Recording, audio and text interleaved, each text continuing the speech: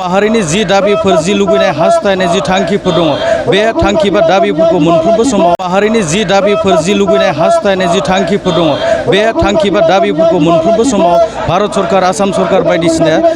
बायदि नङा बायदि माबा मोनसे एंगेलनि गेजेरजों होबथानो बा दोनखुमानो बा जोगारनो नाजानाय थानायखौ जों दिनै नुनो मोनदों। थांनाय 20 जुनाव जि मोनसे खसरा बा लिस्ट ओंखारनाय माने भारतनि जि बिसायख'थि आयगनि जि लिस्ट ओंखारनाय बे लिस्ट ओंखारनायाव दरं लकसभा एमपि सीट हिसाबै जि मोनसे फोसावजानाय थांनाय समाव मंगलदै लकसभा हिसाबै दंमोन बेखौ दुलाराय बर' फरायसा आफाद गासैबो जि माहारि आफादफोर बा बिटिआरनि जि ओनसोलफोर बे ओनसोलफोरखौ लानानै उदालगुरिनि मोनसे समस्तिखौ जों हास्थायदोंमोन नाथाय बेबायदि जानानै फैयाखिसै। बिनि हेंथायै दरं महरै जानानै फैबाय। बिनि हेंथायैनो दिनै दुलाराय बर' फरायसा आफादजों लोगोसे गोबां माहारि आफादफोरा दिनै बेयाव धरना मोनसे हाबाफारि लादों। बे समाव आङो दंफैयो नैबे जि उदालगुरियाव थानाय एबसुजों लोगोसे गुबुन गुबुन माहारियारि आफादफोरा जि धरना हाबाफारि लानाय बे हाबाफारियाव आङो दंफैयो। आं मिथिनो हास्थायगोन बे हाबाफारिनि गेजेरजों मा फोरमायनो नागिरदों आङो दुलाराय बर' फरायसा आफादनि आफादगिरि बिथां दिपेन बर' बिथांनि गेजेरजों फोसावबाय फारिलाइ बेयाव एमपि लकसभा सीट महरै जानानै बिनि हेंथायैनो दिनै खुद्रि जादों दुलाराय बर' फरायसा आफादजों गोबां बर'नि गासै माहारियारि आफादफोरा coordination committee of Udalguri HPC demand बे मोनसे कोअर्डिनेशननि गेजेरजों एबसु बर' थुनलाइ आफाद आइजो अनसाय आफाद हारिमु आफाद राभा हाजं बर्मन कसारि गासै माहारियारि आफादफ्रा ज' लोगो नांनानै दिनै बेयाव 2 घन्टा खुद्रिसारनाय हाबाफारि लादों उदालगुरि भेरगाव आरो तामुलपुर मोनथाम साब डिभिजनाव। गुबै बाथ्राया जाहैबाय जे दरं मुंजों 11टा विधानसभा समष्टिखौ लानानै जि मोनसे लकसभा बानायबाय लार्जेस्ट पपुलेशन थानाय लार्जेस्ट भटार थानाय बेखौ जोङो टटेलि रिजेक्ट खालामो बेखौ अपोज खालामो आरो बियो बिटिआरनि थागिबिफोर बर' आरो ट्राइबेल आरो गुबुन गुबुन थागिबिफोरनि सायाव इनाय मावनाय जादों असंबिधानिक आरो अगणतान्त्रिक खामानि जादों होननानै जों स्पष्टयै बुंनो नागिरो आरो बेखायनो दिनै जों बेयाव खुद्रिसारनाय हाबाफारि लादों। जोंनि दाबिया जाबाय जुदि डिफुखौ मोनद' समष्टिजों मोनद' विधानसभा समष्टिजों जुदि लकसभा बानायनो हायोब्ला करिमगन्जखौ मोनद' माने विधानसभाजों जुदि लकसभा बानायनो हायोब्ला उदालगुरि नामजों 2008 सनाव डिलिमिटेशन कमिशना जि ड्राफ्ट फोसावदोंमोन बे बिमुंजों मानो लकसभा दानो हाया दा बेखायनो उदालगुरि दरंखौ सोलायनानै उदालगुरि नाम जानांगौ आरो बिटिआरनि सिङाव क टार्मिनास उदालगुरि समष्टि मोनद' बिटिआरनि माने विधानसभा समष्टिखौ लानानै दानांगौ आरो बेखायनो दिनै बेयाव जों सोमावसारदों। जोंनि बाथ्राया जाहैबाय जे बर' आन्दलन बड'लेण्ड सोमावसारनायनि गुबै जि धारा बड'फानि जि आन्दलन दंमोन बे जाबाय पलिटिकेल राइट जोंनि राजखान्थियारि मोन्थाय आरो पलिटिकेल सेल्फ डिटारमिनेशन गावखुंथाय आरो बे जारिमिनखौ बोलानानै नायोब्ला बिएलटिनि आन्दलन एनडिबिनि आन्दलन हाथियार सोमावसारनाय जि आन्दलन एबसुनि आन्दलनाव 1135 जन हाथियार सोमावसारनाय गासै लोगो नांबा 5000नि बांसिन जोंहा मुंख्लं जाबाय आरो बिनि आन्दोआवनो दङमोन जे जोंनि राजनैतिक मोन्थाया जोंनि आखायाव थानांगौ बे रैखा कबचा जोंनियाव थानांगौ आरो जोंनि प्रभुत्व जोंनि डमिनेन्सआ जोंनि ओनसोलाव थानांगौ। दा बेखौ नसाद खालामनानै बेखौ नहेर खालामनानै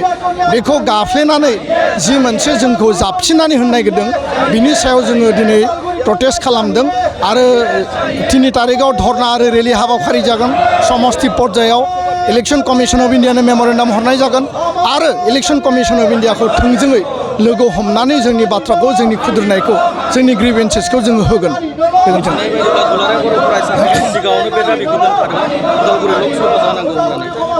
दुलाराय बर' फरायसा आफादनिफ्राय बर' थुनलाइ आफाद बर'नि माहारियारि आफाद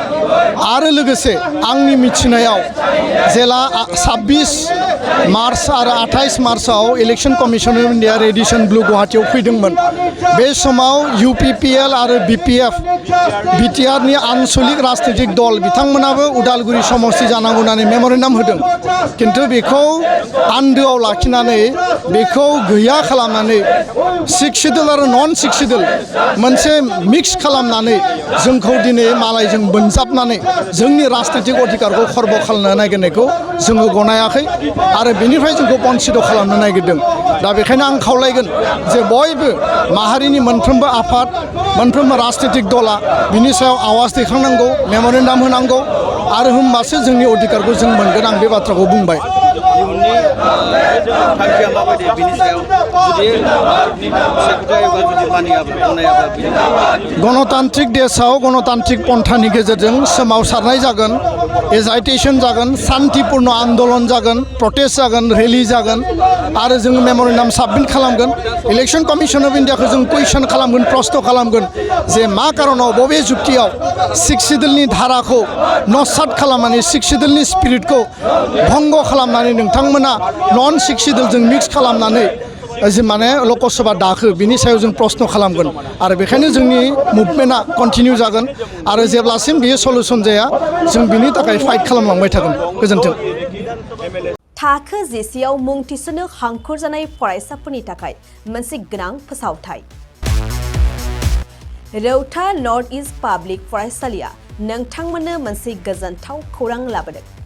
CBSE जों गनायथि मोननाय रौतानि मुंदांखा नर्थ इस्ट पाब्लिक स्कुलाव दायो थाखो जिसेनि मुं थिसननाया सोलिगासिनो साइन्स आरो आर्ट्स मोन्नैबो स्ट्रिमनि थाखाय रौतानि नर्थ इस्ट पाब्लिक स्कुलाव मुं थिसननाया सोलिगासिनो बे फरायसालियाव थाखोनि फराफारि आयदा फोरोंथाइजों लोगोसेयैनो JEE NEET CUET engineering medical entrance आनजादनि थाखाय उफ्रा फोरोंथाइबो होनाय जायो बे फरायसालियाव बिजाब बाख्रि फरायसाफोरनि थाखाय हस्टेल आरो गेलेनाय मोसानाय बायदि बायदि केरिकुलार एक्टिभिटिसनि सुबिदा दं गोसो गुदुं फरायसाफोरा दिनैनो दानो नैबे मबाइल नम्बर 8638605769 नङाब्ला 9435184298 आव थोंजों सोलाद लानो हागोन